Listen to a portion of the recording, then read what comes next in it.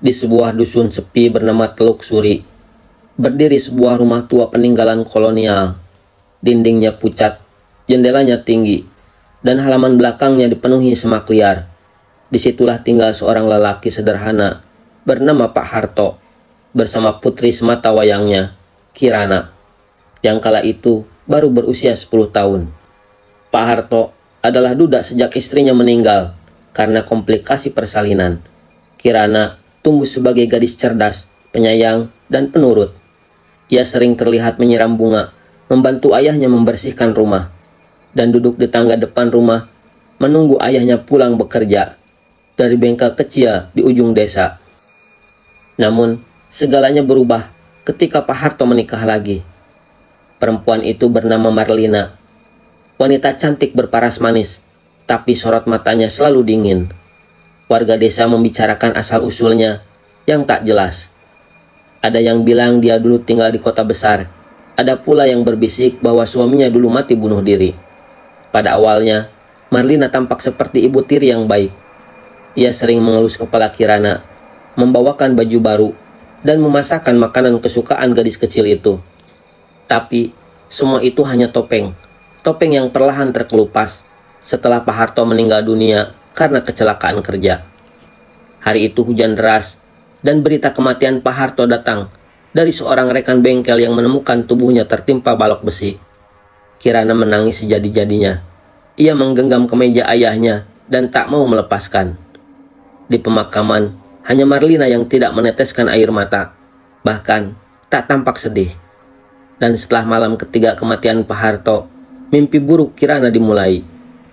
Marlina berubah, suaranya menjadi tajam, penuh bentakan.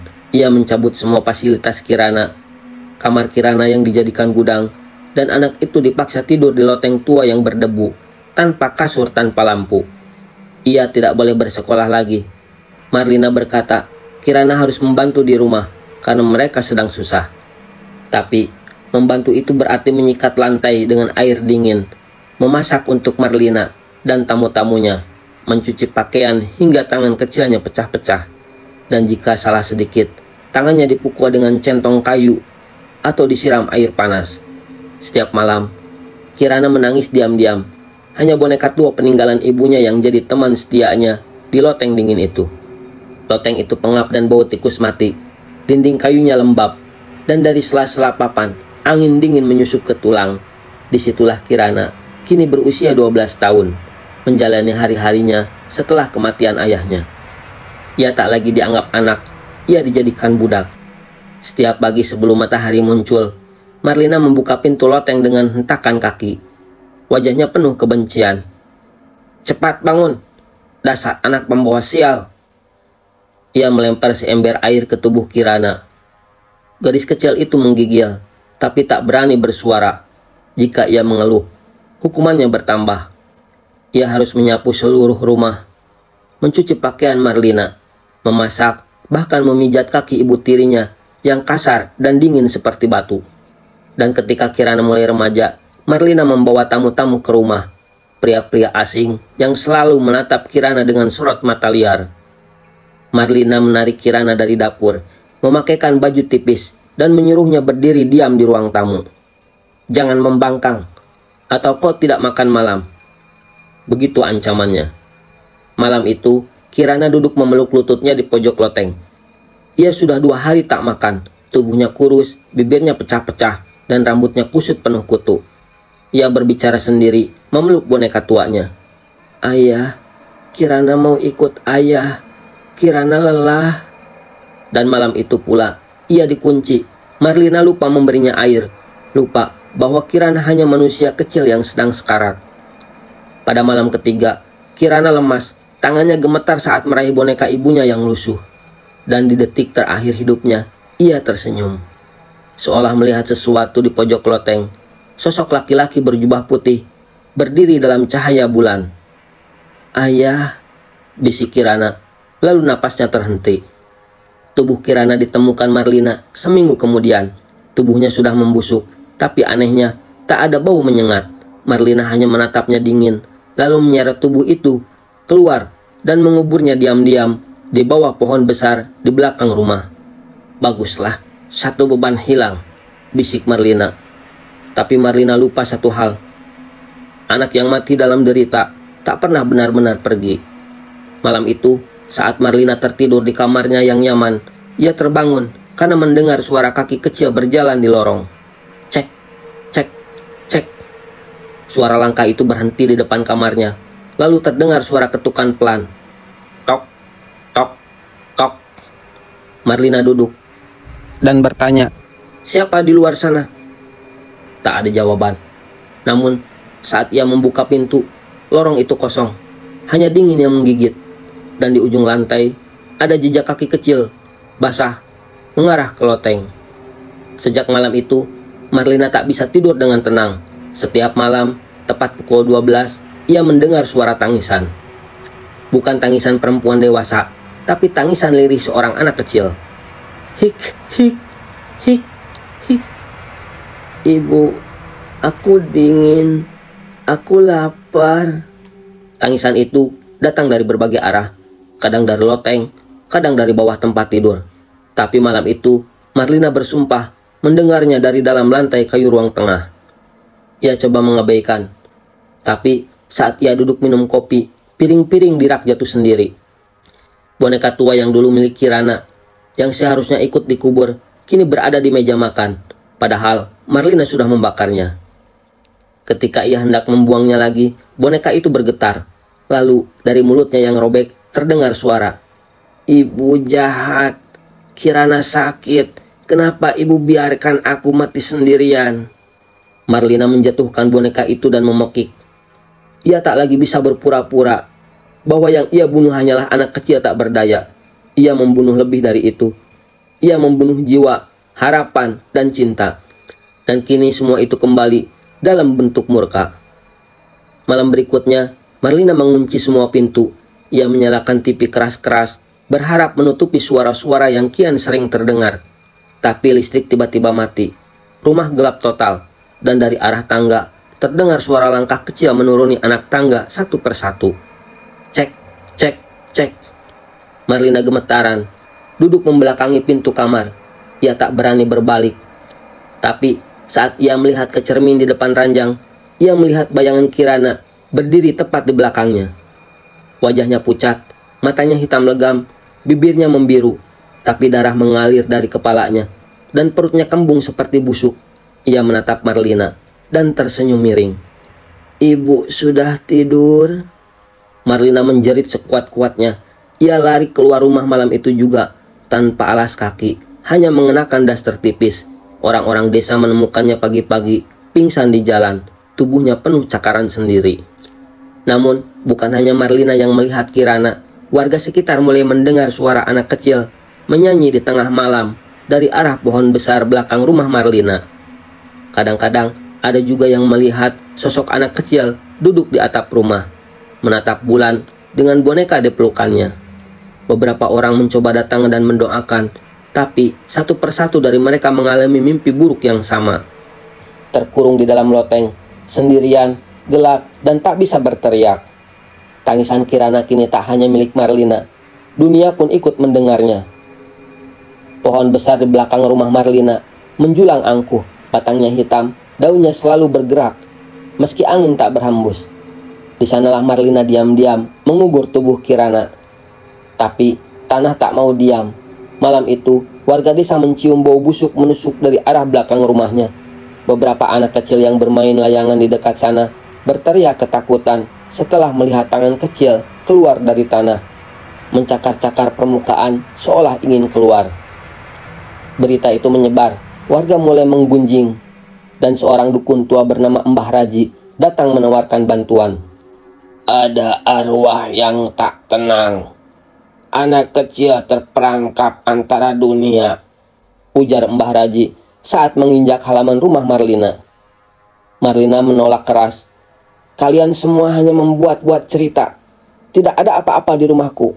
Namun, malam itu, Marlina kembali diganggu.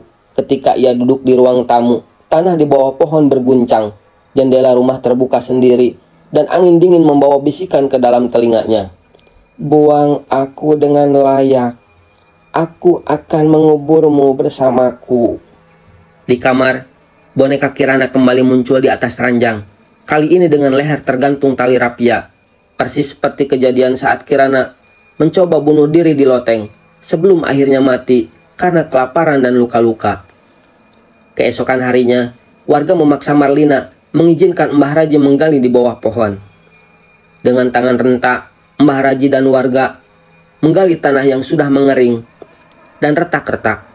Tak butuh waktu lama hingga sekop mereka membentur sesuatu. Seonggok tulang kecil yang dibungkus baju anak-anak robek dan dipelukannya sebuah boneka tua. Beberapa warga menangis melihatnya. Ini Kirana, anak Pak Harto. Mbah Raji segera membakar kemenyan dan membaca doa-doa pengantar arwah. Tapi saat doa baru dimulai, angin kencang menerjang halaman, daun berterbangan, dan dari arah rumah terdengar suara jeritan panjang. Aku belum puas, dia harus merasakan seperti aku. Langit berubah kelam, cahaya matahari tertelan mendung. Seekor burung gagak mati mendadak di atas kepala Marlina. Tubuhnya menggigil tak terkendali, bibirnya bergetar. Ia tahu arwah Kirana belum mau pergi, karena bukan sekadar penguburan yang ia minta, tapi keadilan. Dan sejak malam itu, Marlina tidak bisa keluar rumah. Setiap mencoba keluar, pintu tak bisa dibuka, jendela menutup sendiri, bahkan lampu-lampu padam tiap kali ia mendekat ke ambang pintu. Rumah itu menjadi penjara, dan Marlina adalah tahanan dari kutukan yang ia ciptakan sendiri. Rumah itu yang dulunya tempat ia mengatur segalanya, kini menjadi penjara mencekam. Setiap malam, pintu-pintu terkunci sendiri, jendela tak bisa dibuka. Bahkan saat ia mencoba memecahkan kaca dengan kursi, bayangannya sendiri yang keluar dari cermin, menatapnya dengan wajah Kirana yang penuh luka dan mata berdarah.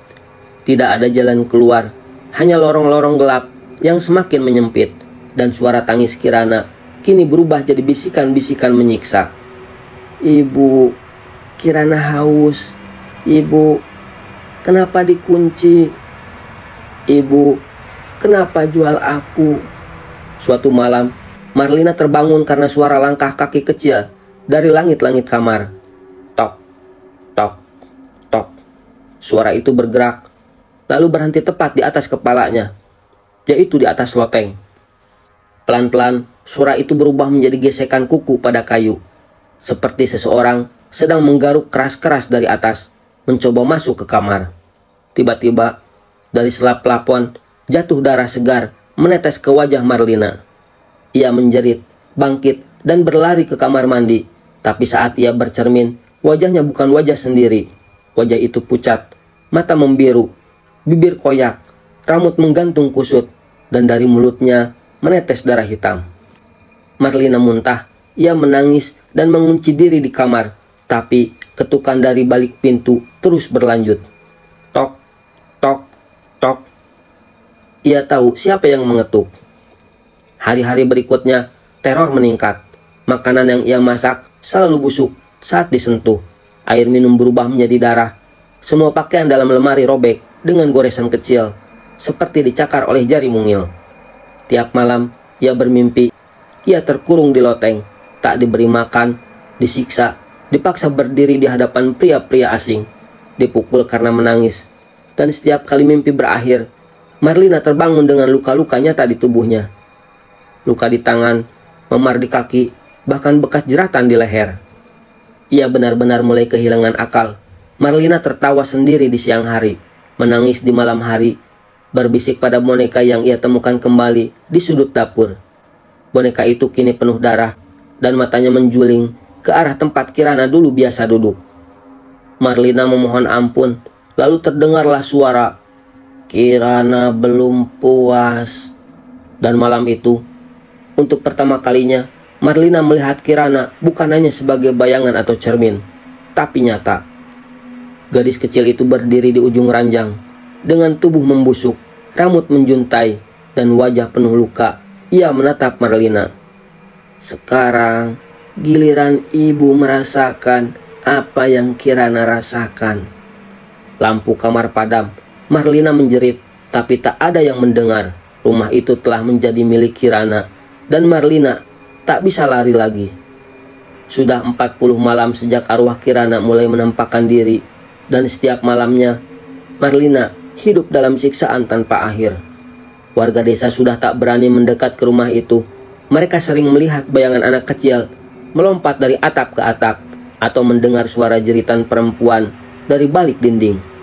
Padahal rumah itu hanya ditinggali satu orang, yaitu Marlina.